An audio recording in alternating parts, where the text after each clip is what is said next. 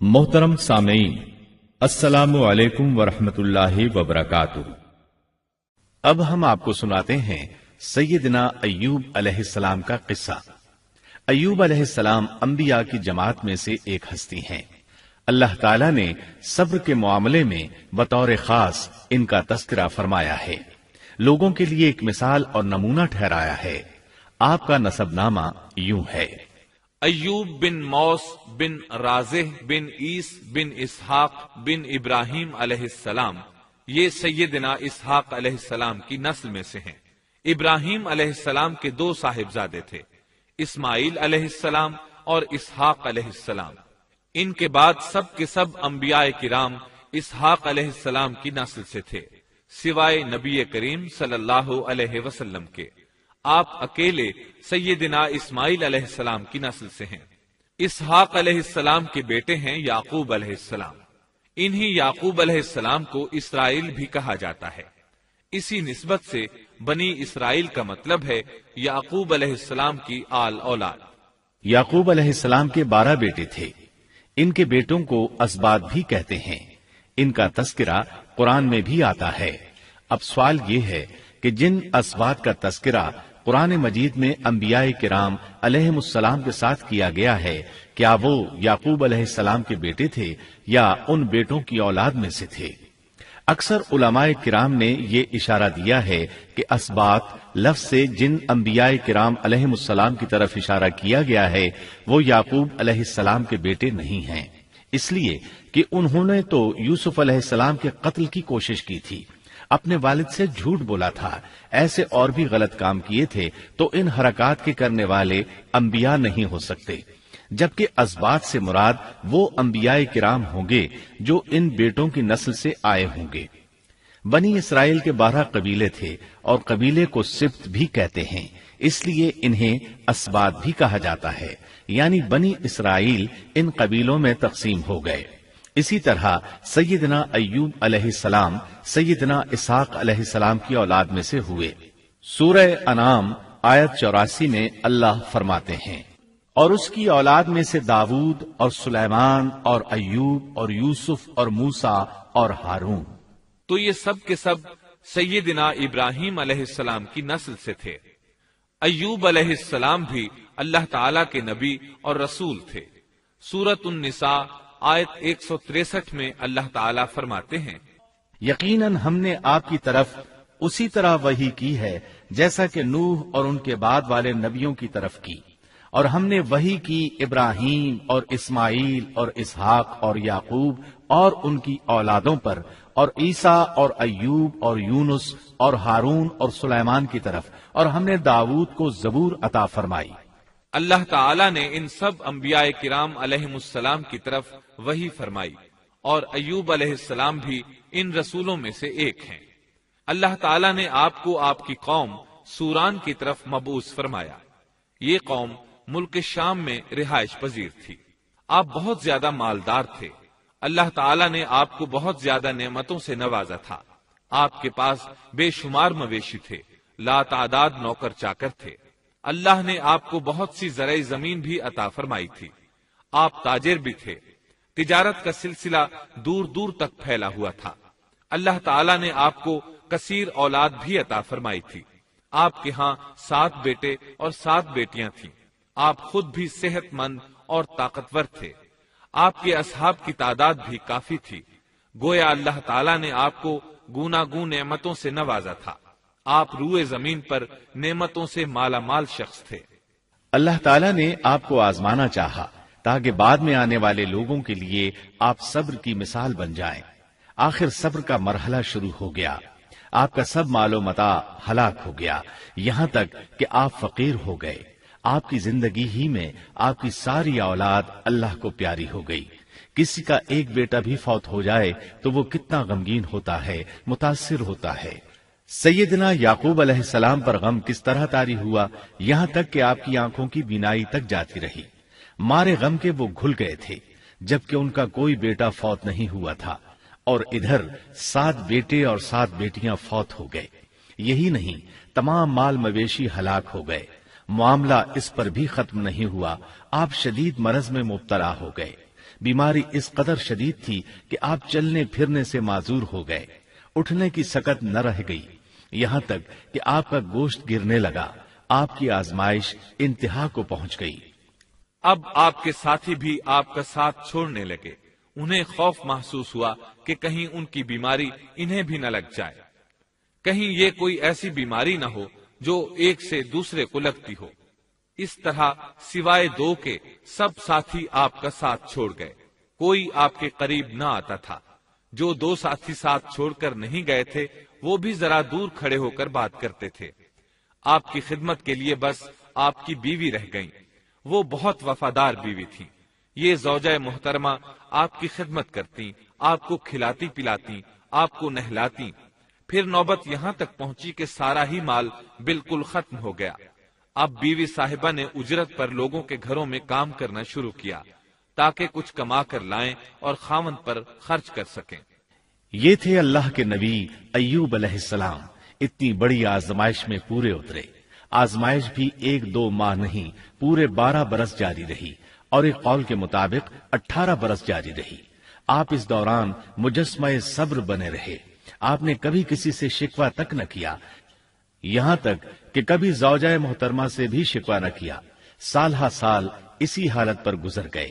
ایک بار آپ کی بیوی نے عرض کرنے کی ذرا ہمت کی اور کہا، آپ اللہ کے رسول ہیں، اگر اللہ کے حضور دعا کریں تو وہ آپ کی بیماری کو ختم فرما دیں گے، آپ کی حالت کو بدل دیں گے۔ بیوی صاحبہ کے یہ کہنے کے باوجود آپ نے بیماری کے ختم ہونے کی دعا نہ کی، نہ یہ کہا یا اللہ مجھے رزق کی فراوانی عطا فرما، بس رضائے الہی پر راضی رہے، تقدیر الہی پر خوش رہے۔ آپ نے بیوی سے فرمایا، ذرا بتاؤ تو ہم کتنا عرصہ خوشحالی اور فراوانی میں رہے ہیں، کتنا عرصہ ہم ناز و نعمت میں رہے ہیں؟ انہوں نے جواب دیا، 80 سال۔ یہ سن کر آپ نے فرمایا، مجھے اللہ تعالیٰ سے دعا کرتے حیا آتی ہے، جتنا عرصہ خوشحالی میں رہا اتنا عرصہ بیماری اور تنگ دستی میں نہیں گزرا، اس لیے میں ابھی یہ دعا نہیں کروں گا کہ وہ مجھے شفا عطا کر دے یا میری اس حالت کو بدل دے، وافر رزق عطا کرے، جب تک مجھ پر 80 سال نہ گزر جائیں۔ جس طرح میں 80 سال ناز و نعمت کی بہاریں دیکھتا رہا، اسی طرح 80 سال تک میں اسی حالت پر صبر کا دامن تھامے رہوں گا، تندرستی کا سوال نہیں کروں گا۔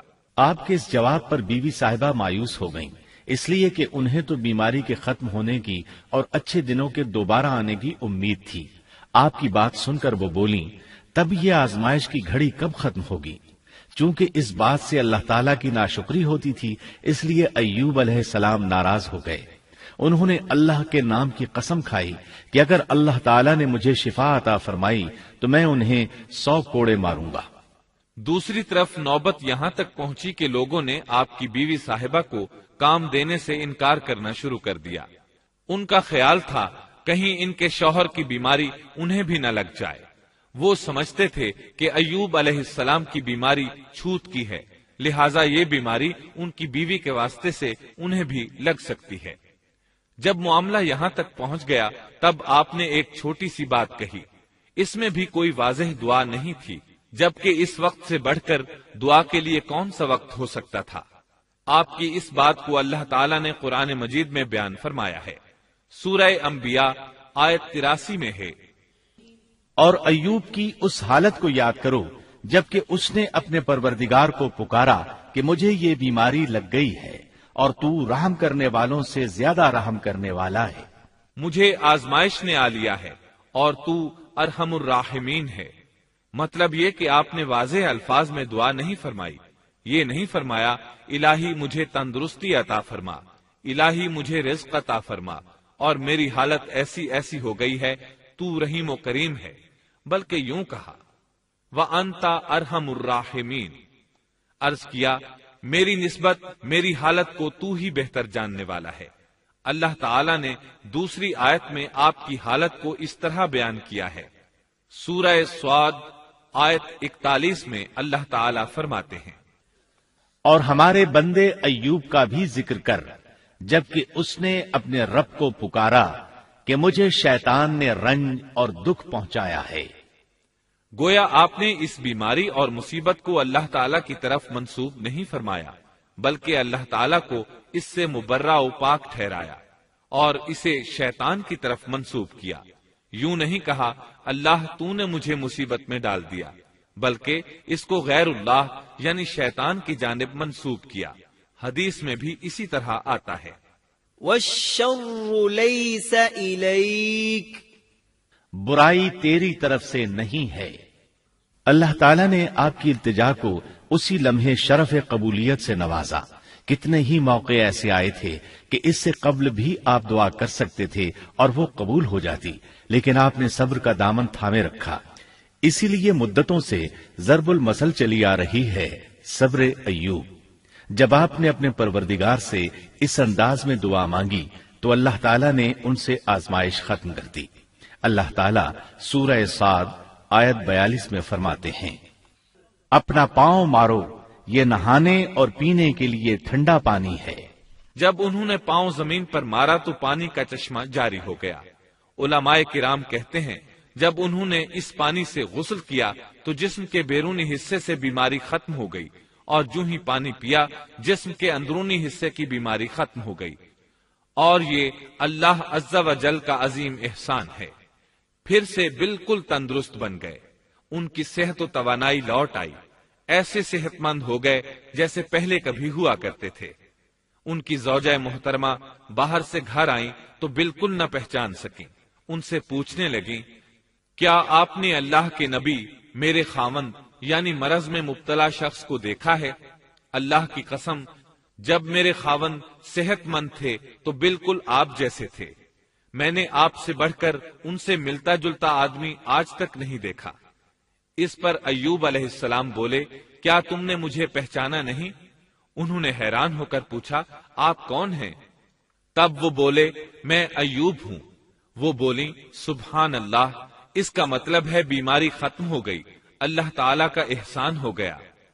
اس کے بعد اللہ تعالیٰ نے انہیں اہل و عیال کی نعمتیں بھی لوٹا دی، ان کے مویشی بھی انہیں واپس مل گئے۔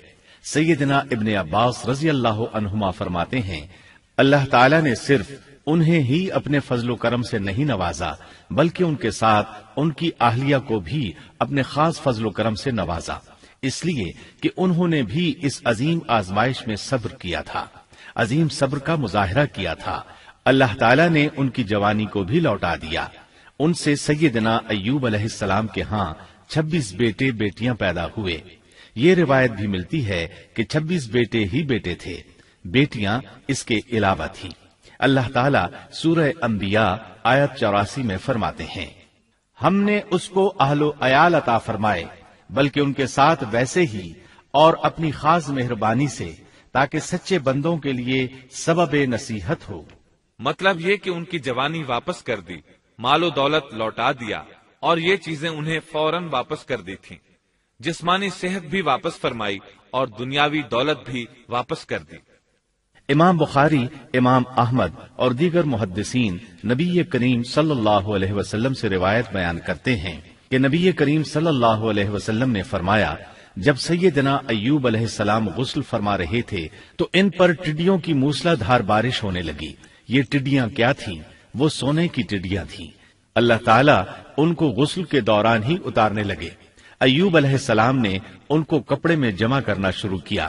اس پر اللہ تعالیٰ نے فرمایا، اے ایوب، کیا میں نے تجھے مالدار نہیں بنا دیا؟ اس نئے نازل ہونے والے مال سے بے پرواہ نہیں بنا دیا؟ ایوب علیہ السلام نے عرض کیا، جی ہاں میرے پروردگار، لیکن میں آپ کی رحمت اور برکت سے تو بے پرواہ نہیں ہو سکتا۔ ہاں اے رب، لیکن میں تیری برکت سے دور کیسے رہ سکتا ہوں؟ ان کا مال و دولت سب واپس مل گیا، اہل و عیال بھی مل گئے، صحت بھی پلٹ آئی۔ یہ سب اللہ کے خاص فضل و کرم سے تھا اور اس عظیم صبر کے صلے میں تھا جو انہوں نے کیا تھا۔ اللہ تعالیٰ نے ان کی اہلیہ محترمہ پر بھی نرمی فرمائی، جیسا کہ سورہ صاد آیت 44 میں فرماتے ہیں، اور اپنے ہاتھ میں تنکوں کی ایک جھاڑو پکڑو۔ بالکل باریک تنکوں کی ایک جھاڑو لو، اس میں 100 تنکے ہوں، ان کو اکٹھا کر لو۔ اس کے بعد فرمایا، جھاڑو سے اسے مار اور قسم کے خلاف نہ کر۔ مطلب یہ کہ ایوب علیہ السلام نے اپنی بیوی کو 100 کوڑے مارنے کی قسم کھائی تھی۔ اللہ نے یہ تدبیر سمجھائی کہ 100 تنکوں کا جھاڑو لے کر ایک بار انہیں مارو اور قسم پوری کرو، قسم کی خلاف ورزی نہ کرو۔